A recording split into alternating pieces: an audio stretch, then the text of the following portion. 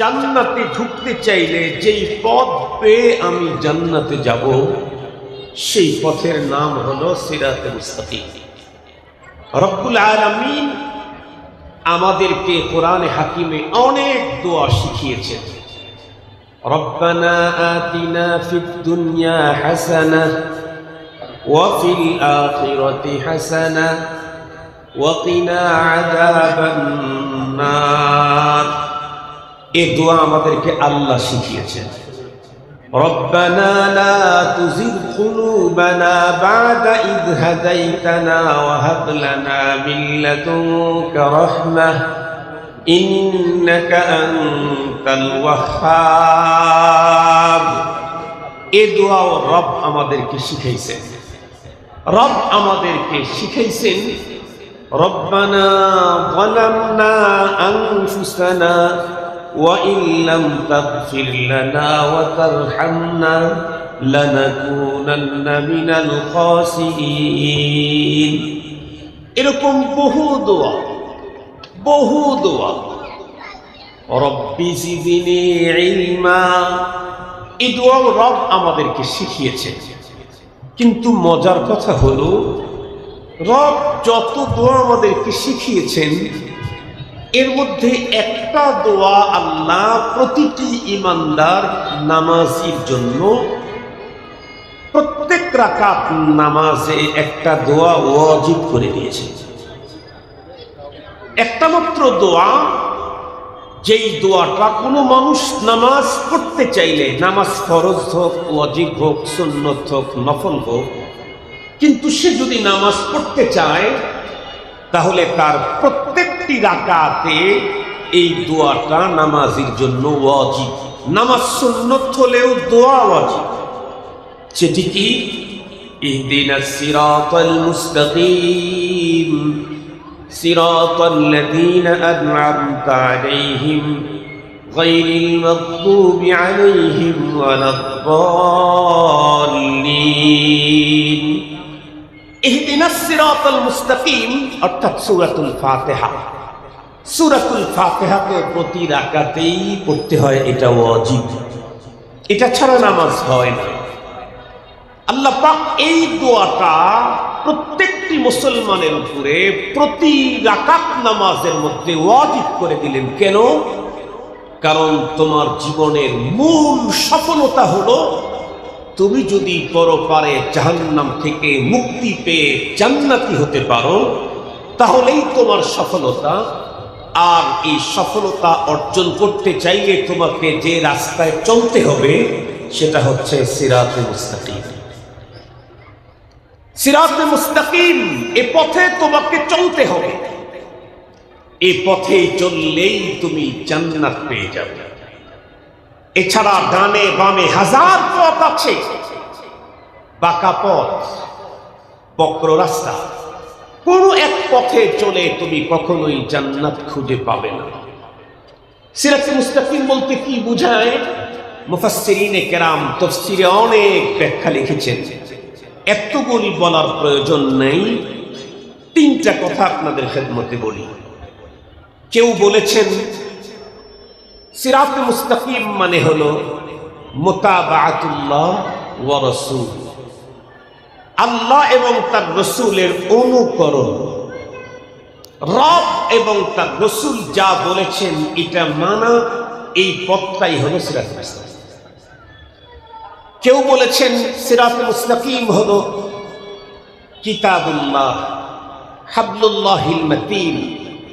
কোরআনে হাকিম আল্লাহ তাআলা বলেছেন ওয়া'তাসিমু বিহাবলিল্লাহি জামিআ ওয়া লা তাফাররাকু।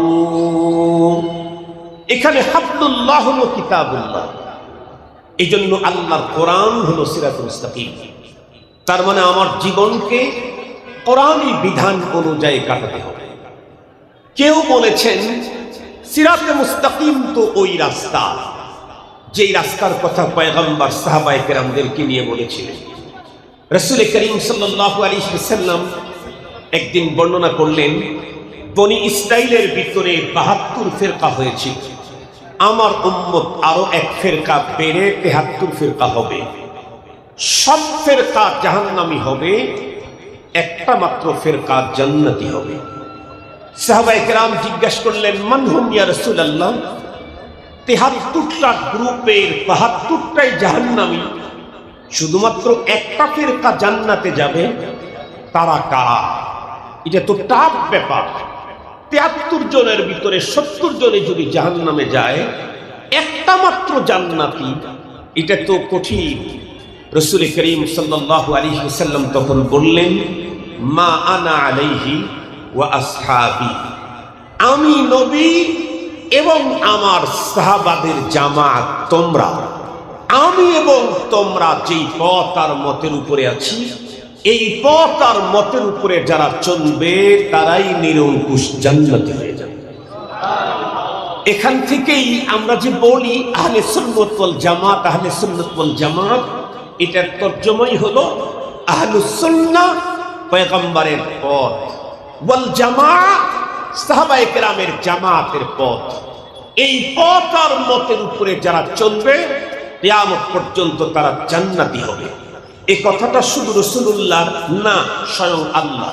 আল্লাহর কোরআন আল্লাহ বলেন, আস-সাবিকুনাল আউয়ালুনা মিনাল মুহাজিরিনা ওয়াল আনসার ওয়াল্লাযীনা ইত্তাবাউহুম বিইহসান রাদিয়াল্লাহু আনহুম ওয়া রাদু আন ওয়া আ'আদ্দা লাহুম জান্নাতিন তাজরি তাহতাহাল আনহার।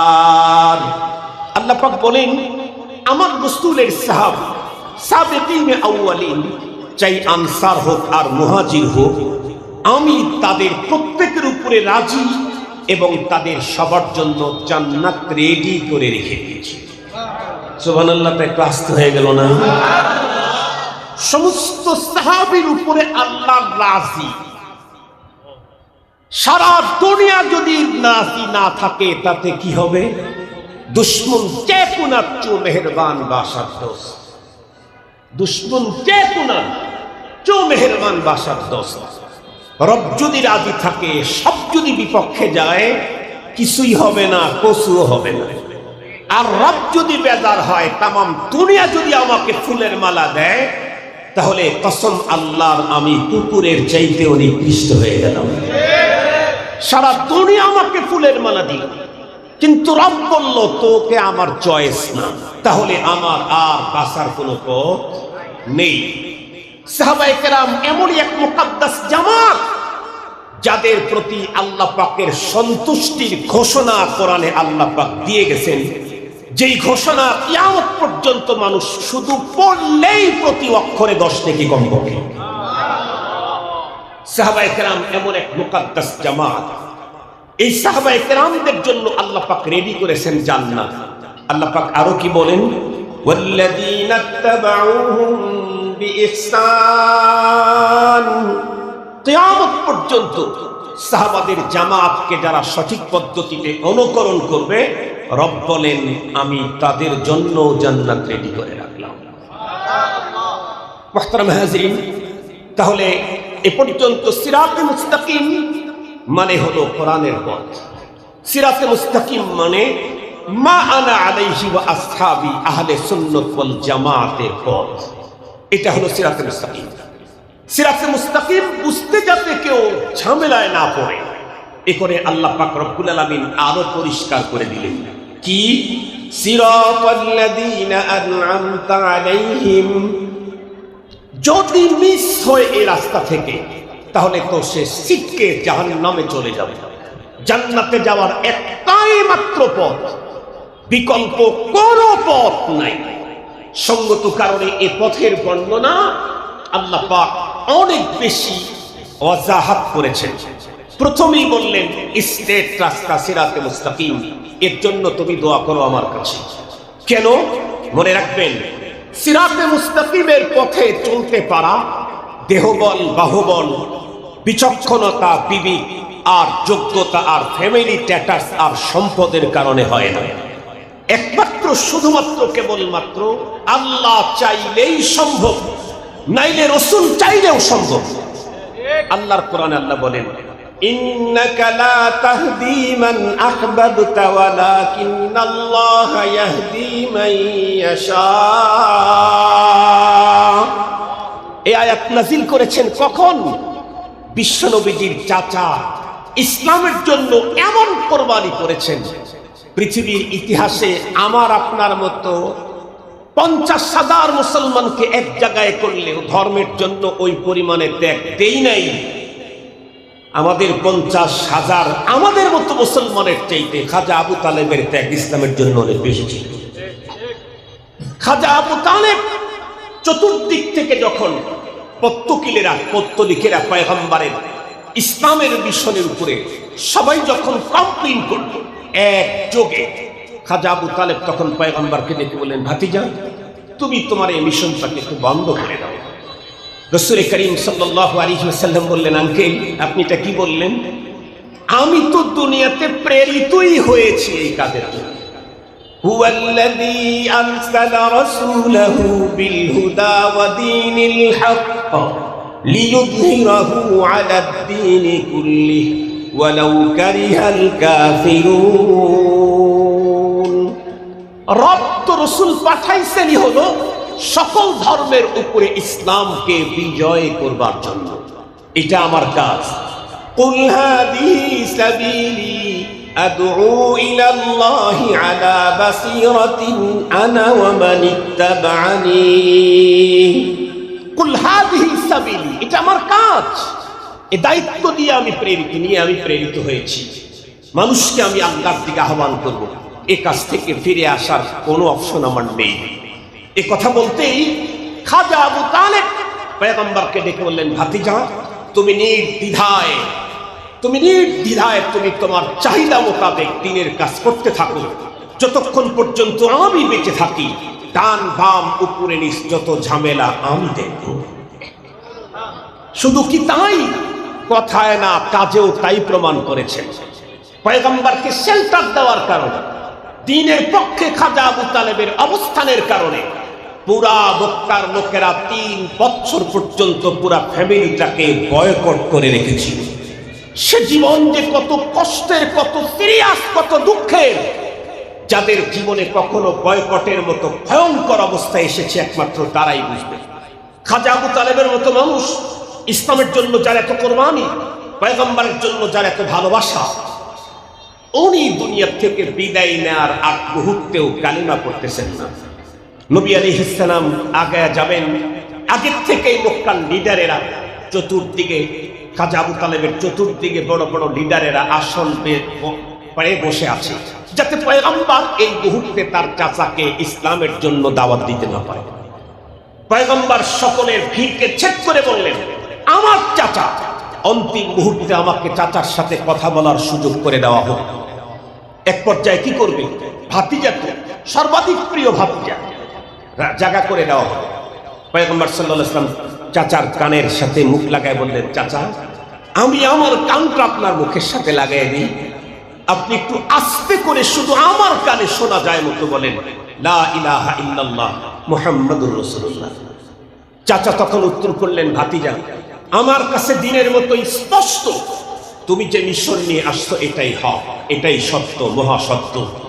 কিন্তু আমি লিডারের সন্তান, লিডার, মৃত্যুর দ্বার প্রান্তে পৌঁছে যদি তোমার ধর্মের কাছে আমি আত্মসমর্পণ করি, সেটা আমার জন্য একটা লজ্জা। নাউজুবিল্লাহ বললেন না? যে আর একটু জোরে বলেন না নাউজুবিল্লাহ। এই জন্য আমি এই কথাটা বলতে পারতেছি না। পয়গম্বর আরো চেষ্টা করছেন, কিন্তু হচ্ছে না। আল্লাহ পাক তার রাসূলকে জানায় দিলেন, ইন্নাকা লা তাহদি মান আহবাবতা ওয়ালাকিন্নাল্লাহা ইয়াহদি মান ইয়াশা। আপনি চাইলে হেদায়েত দিতে পারবেন, আপনি পথ দেখাইতে পারেন, কিন্তু হেদায়েত এটা আমার হাতে। এই কারণে পৃথিবীর প্রতিটি মানুষ আল্লাহর কাছে যত আবেদন করবে, প্রথম আবেদন হওয়া দরকার হেদায়েতের আবেদন। আলহামদুলিল্লাহিল্লাযী হাদানা লিহাদা ওয়া মা কুন্না লিনাহতাদিয়া লাউলা আন হাদানাল্লাহ। রব তো আমাকে দাওয়াত দিয়েছেন, নাইলে আমার চাইতে বিজ্ঞ বিচক্ষণ মেধা সম্পন্ন, আমার চাইতে সব দিক থেকে অনেক এক্সপার্ট, কিন্তু হেদায়েত পায় নাই। আমি যে পেয়েছি এটা কার দান? আর একটু জোরে বলেন, কার দান? আল্লাহর দান। আর হেদায়েত কোন মানুষ পৃথিবীতে যদি আল্লাহর কাছে কোনো আবেদন করে, ফার্স্ট আবেদন হতে হবে হেদায়েতের আবেদন। এটা হলো কোরআনে পাকের তালিম, সূরা ফাতিহার শিক্ষা। কিন্তু দুঃখের সাথে বলতে হয়, আমার উস্তাদ শেখুল হাদিস আল্লামা আজিজুল হক রহমাতুল্লাহি আলাইহি একদিন আফসোস করে বললেন, সারা দেশে ঘুরে বেড়াই, হাজার হাজার মানুষ আমাদের কাছে দোয়ার জন্য আসে, একেবারে সর্বোচ্চ চেয়ার থেকে শুরু করে একেবারে নিম্নমানের নরমাল পজিশনের মানুষগুলিও আমাদের কাছে দোয়ার জন্য আসে। কিন্তু কেউ দোয়া চায় হুজুর ব্যবসার বরকতের দোয়া করেন, কেউ দোয়া চায় হুজুর সন্তানরা যেন ভালো হয় দোয়া করেন, কেউ দোয়া চায় হুজুর আগামী দিনের জন্য একটা চাকরির অ্যাপ্লিকেশন করেছে সেখানে যেন সফলতা আসে দোয়া করেন, কেউ বলে হুজুর একটা ফ্যাক্টরি শুরু করছি দোয়া করেন। এই জাতীয় দোয়া চায়। হুজুর বলেন টোটাল লাইফ পার করলাম, একজন মানুষ দোয়া চাইল না, হুজুর দোয়া করেন আল্লাহ যেন আমাকে সিরাতে মুস্তাকিমের উপরে চালায়। অথচ কোন দোয়া আল্লাহ আমার জিম্মায় ওয়াজিব করেন নাই, হেদায়েতের দোয়া আমার জিম্মায় ওয়াজিব করেছেন। সে একবার না প্রতি রাকাতে একবার। নামাজ যদি 1000 রাকাত কেউ পড়তে চায় একদিনে 1000 বার ইহদিনাস সিরাতাল মুস্তাকিম বলতে হবে, না হলে তার নামাজ হবে না। মুসলমান ভাইরা আমার খুব ভালো করে বুঝবেন, ইহদিনাস সিরাতাল মুস্তাকিম একজন মানুষ তার জীবনের চূড়ান্ত সফলতা অর্জন করবে কখন? জাহান্নাম থেকে মুক্তি পেয়ে আল্লাহর জান্নাতে যাবে যখন। এটা আমার বক্তব্য না, আল্লাহর কোরআনে আল্লাহ নিজেই বলেন, কুল্লু নাফসিন যায়িকাতুল মাউত ওয়া ইন্নাকুম তুওয়াফাউনা উজুরাকুম ইয়াওমাল কিয়ামাহ ফামান যুহজিহা আনিন নার ওয়া উদখিলাল জান্নাতা ফাকাদ ফাজ। যেই মানুষ পরপারে জাহান্নাম থেকে মুক্তি পেয়ে আল্লাহর জান্নাতে ঢুকে গেল, রব্বে কারীম বলেন এই লোকটাই মূলত সফল, এই লোকটাই বন্ধুরা আমার কামিয়াব। আর সেই সফলতা অর্জন করতে চাইলে আমাকে যেই পথে চলতে হবে সেই পথের নাম হলো বন্ধুরা আমার সিরাতে মুস্তাকিম। এই সিরাতে মুস্তাকিমের উপরে আমি চাইলে চলতে পারবো না, আমার বাবা চাইলেও চলতে পারবো না, বরং তৌফিক দিতে হবে কে? এজন্যই নামাজের ভিতরেই দোয়া ওয়াজিব করে দিলেন, আয় আল্লাহ তুমি আমাকে সিরাতে মুস্তাকিমে চালাও। একটাই মাত্র যেহেতু পথ, দ্বিতীয় কোনো রাস্তা নাই, এই কারণে সিরাতে মুস্তাকিমের বন্ধুরা আমার আল্লাহ পাক ওয়াজাহাত করে দিচ্ছেন যাতে ঝামেলা না হয়, ভুল বুঝাবুঝি না হয়।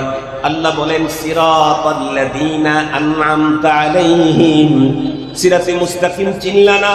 সিরাতে মুস্তাকিম তো ওই সমস্ত মানুষের পথ যাদেরকে আল্লাহ পাক রব্বুল আলামিন পুরস্কৃত করেছেন, যারা দুনিয়াতে যেই পথে চলার কারণে আল্লাহর কাছে পুরস্কার পেয়ে গেছেন, তাদের পথ হলো সিরাতে মুস্তাকিম।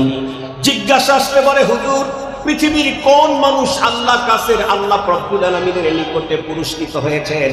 কোরআনে হাকিমে আল্লাহ পাক তাদের পরিচয় করে দিয়ে বলেন, উলাইকাল্লাযীনা আন'আমাল্লাহু মিনান নাবিয়্যিন والصديقين والشهداء والصالحين وحسن أولئك رفيقا। চার শ্রেণীর মানুষ পৃথিবীতে পথ চলে আমার কাছ থেকে পুরস্কৃত হয়েছে, তারা পুরস্কার লুফে দিয়েছে। তারা কারা? 1 নম্বর নবীগণ। 1 নম্বর, তাহলে নবীগণের পথ সিরাতে মুস্তাকিম। কথা বলেন না কেন? নবীগণের পথ সিরাতে মুস্তাকিম। ওয়াসসিদ্দীকিন, সিদ্দিকগণ। 3 নম্বর ওয়াসশুহাদা, শহীদগণ। 4 নম্বর ওয়াসসালিহিন, নেককারগণ। নেককার মানে যার কথার সাথে কাদের মিল আছে। কোরআনের অনেক সুন্দর সুন্দর তথ্য বলে, কিন্তু কোরআনের বন্ধুরা আমার সঙ্গে তার জীবনের কোনো মিল নাই। এমন মানুষকে সালেহীন বলার কোনো সুযোগ নাই। তারে ইসলামিক স্কলার বলা যাবে, বহুত বড় জ্ঞানী বলা যাবে, বন্ধুরা আমার মুফতি মুহাদ্দিস শেখুল হাদিস বলা যাবে, কিন্তু সলেহীন হওয়ার জন্য শর্ত হলো কোরআন থেকে হাদিস থেকে যা বলে টোটাল তার উপরে তার আমল আছে। বলে বড় সুন্দর, কাউলুহুম কাকাউলিল আম্বিয়া, কথাগুলি একেবারে নবীদের কথা মতোই বড় চমৎকার, কিন্তু ফেলুহুম কাফেলিল ইবলিস শয়তান, কাজ বড় ভয়ঙ্কর খারাপ। এরা যত বড় জ্ঞানী হোক, এরা সালেহীন না। কথা বলেন এরা কি না? এরা জ্ঞানী। এরা কথা বলেন না কেন? জ্ঞানী। কিন্তু সালেহীন হতে চাইলে, কথা বলেন, সালেহীন হতে চাইলে ওর কথার সাথে কোরআনের কথা যেমন বলে, কোরআনের উপরে জীবন চালায়, নিজে চলে, এর নাম হলো সালেহ। মুহতারাম হাজিরিন, এরপরেও যদি কারো একটু ঝামেলা থাকে পথ চিনতে, আল্লাহ পাক আরো স্পষ্ট করে দিলেন কি, গায়রিল মাগদুবি আলাইহিম ওয়ালাদ-দাল্লিন। তুমি আমার কাছে আবেদন করতে এই শব্দগুলি দিয়ে আবেদন করবা, তাহলে আর তোমাকে পথ থেকে ভ্রষ্ট করবার ক্ষমতা পৃথিবীর কারো নাই। কারণ আবেদনের শব্দ আমি তোমাকে শিখাইয়া দিলাম, আবেদনের শব্দ আমি তোমাকে শিখাইলাম। তুমি তোমার পক্ষ থেকে শব্দ সংযোজন করলে প্রবলেম হয়ে যেত। কি চাইতে তুমি, এ কারণে শব্দ আমি শিখাইয়া দিলাম। নামাজের মধ্যে প্রত্যেকটি মানুষ মুসাল্লায় দাঁড়ায় রবের সামনে কিন্তু বলে আসলাম, গায়রিল মাগদুবি আলাইহিম ওয়ালাদ-দাল্লিন, আল্লাহ আমাদেরকে তাদের পথে চালায় যাদের উপরে তোমার গজব নাজিল হয়েছে, ওয়ালাদ-দাল্লিন তাদের পথেও আমাদেরকে চালায় না, আমাদেরকে সেফটি দাও, হেফাজত করো। কাদের? যারা পথভ্রষ্ট গোমরা। দাল্লিন আর মাগদুব আলাই তারা। এ বিষয়ে হযরত আদী ইবনে হাতিম রাদিয়াল্লাহু তাআলা আনহু লম্বা একটা হাদিসের বর্ণনা আছে। এই বেচারার সাথে বিশ্বনবীর জীবনের প্রথম সাক্ষাৎ। সে মদিনাতুল মুনাওয়ারাতে তাশরীফ এনেছে, কিন্তু মদিনায় ঢোকার পারমিশন নেয় নাই। আমি যদি ইন্ডিয়ায় ঢুকি, পাকিস্তানে ঢুকি, আমার ভিসা লাগবে না? ভিসাই হলো আমার ওই দেশে ইন করার পারমিশন। সে ঢুকেছে, কিন্তু তার কাছে কোনো লেটার নাই। সাহাবায়ে কেরাম তাকে ধরে ফেললো। সে অনুমতি ছাড়া এখানে ঢুকে ফেলেছে, না জানি কিছু করবে নাকি। ধরে নিয়ে পয়গম্বরের হাতে দিল। লম্বা হাদিস, সময় নেই, এজন্য এতটুকু বলি। ওই হাদিসের ভিতরে পয়গম্বর বর্ণনা করেন, মাগদুব আলাইহিম, যাদের উপরে আল্লাহর লানত, তারা হলো ইহুদি, আর দাল্লিন হলো খ্রিস্টান। কেন? কারণ ইহুদিরা ওদের কাছে আসমানি কিতাব ছিল, ওদের কাছে আসমানি কিতাব ছিল, নবী ছিল, সব ছিল। তারা বিশ্বনবীর জন্মের আগে, আবির্ভাবের আগে, পয়গম্বর পৃথিবীতে আগমনের আগে বলে বেড়াইতো, শেষ জামানায় নবী আসবে, আমাদের কিতাবে আছে, আমরা তার অনুসারী হব, আমরা তার পক্ষে থাকব, অনেক কথা বলতো। শেষ পর্যন্ত নবী যখন প্রেরিত হলেন দুনিয়াতে, ওদের বংশে আসে নাই, আসছে কুরাইশ বংশে। কথা বলেন, ওদের বংশে আসে নাই, কোন বংশে আসছে? কুরাইশ বংশে। দেখেন না আমাদের দেশে অনেকে বলে, হ্যাঁ হ্যাঁ এবার ভোট খুব সুন্দর হয়েছে, 100% হয়েছে, ফ্রি ফেয়ার ভোট হয়েছে। কিন্তু চলতে চলতে যখন ঘোষণা আসে তার বিপক্ষের লোকটা বিজয়ী হয়েছে, সাথে সাথে টার্নিং নিয়ে বলে ভোটে সিরিয়াস কারচুপি হয়েছে, ভোট বর্জন করলাম। কথা বলেন না কেন? চরিত্রের লোক আছে না নাই? এটা ইহুদিবাদের চরিত্র, ইহুদিবাদের চরিত্র। বিশ্বনবী পৃথিবীতে আসার আগ পর্যন্ত বলেছিল, আমরা তার সহযোগী হব, আমরা তার সাথে থাকব, আমাদের কিতাবে তার সুসংবাদ আছে। কিন্তু যখন পয়গম্বর পৃথিবীতে আসলেন, ওদের গোত্রে আসে নাই, কুরাইশ বংশে আসে। মুহূর্তের ভিতরে তারা পল্টি খেয়ে বলে, না এটা আবার নবী হয় কেমনে? নাউজুবিল্লাহ বললেন না? এই জন্য ওরা হলো মাগদুব আলাইহিম, ওদের উপরে আল্লাহর গজব নাজিল হয়েছে। কেন? আনাদুল হক ওয়া কানু কুল্লুহুম ইয়ারিফুনা আন্নাহু হাক্কুন নাজাল। ওরা জানতো তারপরে মানতো না, এটাকে মুআনাদা বলা হয়। ওদের শাস্তি হবে বড় ভয়ঙ্কর। দাল্লিন কারা? পথভ্রষ্ট, মূর্খতার কারণে কোনো কিছু চেনে নেই, হাবা হুবা কিচ্ছু বোঝে না। এই গ্রুপটা হলো খ্রিস্টান। এই গ্রুপটা কি? কথা বলেন না কেন? ওই ইহুদিরা ওদেরকে কি মন্ত্র শিখিয়ে দিয়েছিল? কি? একজনকে ধরে নিয়ে এসে শুলিতে চড়ায়া তাকে শেষ করে দিয়ে ওরা ওদের বইতে লিখে দিল, তোমাদের পয়গম্বরকে তো শুলিতে চড়ায়া শেষ করে দেওয়া হয়েছে। ওই আবালের দলেরা এই বেয়াকুফার নাদানের দলেরা এটাকে বিশ্বাস করে নিল। এরা হলো নাসারা। এদের কাছে ইলম নেই, বিচক্ষণতা নাই, জ্ঞান নাই। ওদের বানানো ট্যাবলেট খাইছে, যেই ট্যাবলেটের ভিতরে মেডিসিন নাই। কথা কি বুঝাতে পারছে? যে ট্যাবলেটের ভিতরে কি নাই? শুধুই পুরাই আফওয়াহি একটা কথা। আল্লাহর কোরআনে আল্লাহ সাক্ষী দিয়েছেন, মা কাতালুহু ওয়া মা সালাবুহু ওয়ালাকিন শুববিহা লাহুম। তারপরে ওরা ওখান থেকে ফিরে আসতে পারে নাই, এই জন্য ওরা পথভ্রষ্ট। আমি আপনাদেরকে জিজ্ঞেস করতে চাই, নামাজের মুসাল্লায় দাঁড়ায়া আসামির মতো হয়ে কেবলার দিকে মুখ করে রবের কাছে কি বললাম? ইহদিনাস সিরাতাল মুস্তাকিম। আয় রব, আমাকে ইস্তেক পথের পথিক করেন। কোন পথ? যে পথে নবীগণ, যে পথে শহীদগণ, যে পথে সিদ্দিকগণ, যে পথে সালেহিনগণ। কিন্তু বলুন, ওখান থেকে বের হওয়ার পরে আমি যে মাস্টারি করি, টিচারি, এটা কি নবীর কালচারে? এখন কথা আসে না? আমি যে দোকানদারি করি, এটা কি পয়গম্বরী ডিজাইনে? আমি যে বাড়ি বানাই, এটা কি পয়গম্বরী ডিজাইনে, ইউরোপিয়ান পদ্ধতিতে? আমার সন্তানকে যে পোশাক কিনে দিলাম, এটা কি পয়গম্বরী ডিজাইনে, সালেহিনদের ডিজাইনে, সুহাদাদের ডিজাইনে? তার রবের সামনে দাঁড়ায়া প্রতিদিন এত বড় টাহা মিথ্যা কথা বলার যুক্তিকতাটা কোথায়? কার সামনে মিথ্যা প্রতিশ্রুতি দিলাম আমরা প্রতিদিন? কার সামনে? আল্লাহর ঘরে ঢুকে আল্লাহর সামনে দাঁড়িয়ে মিথ্যা প্রতিশ্রুতি দিলাম। গায়রিল মাগদুবি আলাইহিম ওয়ালাদ-দাল্লিন। ওদের পথে চলতে চাই না। ওখান থেকে আসার পরেই মাথার মধ্যে ইউরোপের উন্নতি, আমেরিকার উন্নতি। আমাদের দেশের টকশোতে যে সমস্ত বন্ধুরা বসে, তারা আমেরিকা, ইহুদি, নাসারা, খ্রিস্টান, তাদের কৃতকর্ম, তাদের কি বলে সফলতা, তাদের সৌন্দর্য, এগুলি বর্ণনা করে। জিজ্ঞেস করতে চাই, পৃথিবীতে যত সফল মানুষ অতীতে এসেছিল, এখনো আসছে, বলুন মুহাম্মদুর রাসূলুল্লাহ চাইতে আরো কোন সফল মানুষ পৃথিবীতে এসেছে? সাহাবীদের চাইতে আরো সফল, হযরতে এই খোলাফায়ে রাশিদার চাইতে বড় সফল রাষ্ট্রপ্রধান পৃথিবীতে কোনোদিন এসেছিল? আর কোনোদিন আসবে? তাদের তোমাদের চোখে পড়ে না। তুমি ওই তাদের সফলতা দেখো, অমকের সফলতা দেখো, আর মসজিদের ভিতরে ঢুকে বলো গায়রিল মাগদুবি আলাইহিম ওয়ালাদ-দাল্লিন। রবের সামনে দাঁড়ায়া, রবের সামনে দাঁড়ায়া, রবের ঘরে অবস্থান করে যে ওয়াদা আমরা দিচ্ছি, এই ওয়াদা লঙ্ঘনের পানিশমেন্ট 3 কাপড়ে সাদা প্যাকেটের ভিতরে ঢোকার পরেই বুঝে আসবে। আসুন রবের সামনে দাঁড়ায়া দা বলি, বাস্তব জীবনে তাই করি। আল্লাহ আমাদেরকে তৌফিক দান করুক। ওয়া আখিরু দাওয়ানা আলহামদুলিল্লাহি রাব্বিল আলামিন।